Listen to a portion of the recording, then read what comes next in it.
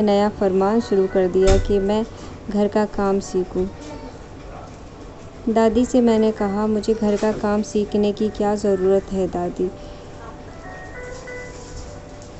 दादी ने कहा, अब तुम बड़ी होती जा रही हो, एक ना एक दिन तुम्हारी शादी करनी है, तुम घर का काम सीखोगी तब मैं कहीं बात चलाऊंगी। मैंने गुस्से से कहा, दादी अभी मुझे शादी नहीं करनी है, मुझे बहुत सा पढ़ना है।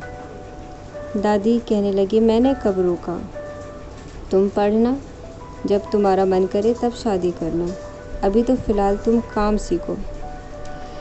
मैंने गुस्से से देखा, दादी मुस्कुरा दी और कहने लगी, बेटा सीख जाओ, तुम्हारे साथ की लड़कियां सारा काम करती हैं। कहकर वो चली गई और मैं उस पेड़ को देखती रही जिसके सामने ये सब बातें हो रही थी, जिसके साथ मैंने कितने घंटे गुजारे हैं। हर एक लम्हे का साक्षी है वो पेड़। अनुराग यूं ही आता जाता रहा। ऐसा लग रहा था कि कोई बात ही नहीं हुई हमारे बीच। यूं ही दादी के साथ बैठता और यूं ही बातें करता। मैं इग्नोर करती थी, वो आता तो मैं सामने नहीं होती थी। कोई मौका नहीं देती कि दादी मुझे कभी चाय बनाने के लिए उसके लिए कह दे, या तो मैं सीढ़ियों में बैठी रहती या फिर किचन में कोई ना कोई काम में उलझी रहती। यूं ही दिन गुजरते रहे थे।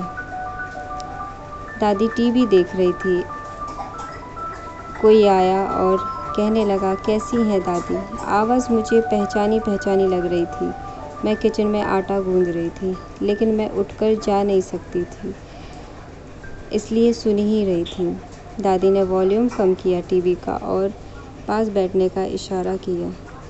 दादी के पैर छुए और पास में बैठ गया। कहने लगा, और सुनाइए दादी, कैसी हैं आप, आपकी तबीयत कैसी है। दादी ने कहा, मैं तो ठीक हूँ, तुम बताओ, बहुत बड़े दिनों के बाद आए हो और घर में सब ठीक है, तुम्हारी मम्मी कैसी है। हालचाल पूछने के बाद कहने लगी, अर्जुन बेटा अब क्या कर रहे हो, पढ़ाई तो तुम्हारी पूरी हो गई होगी। अर्जुन जैसे ही नाम लिया मेरी दिल की धड़कन ही रुक गई। अर्जुन, हाँ दादी, मेरी पढ़ाई पूरी हो चुकी है और मैं नौकरी की तलाश में हूँ। आई होप ये स्टोरी आपको पसंद आए।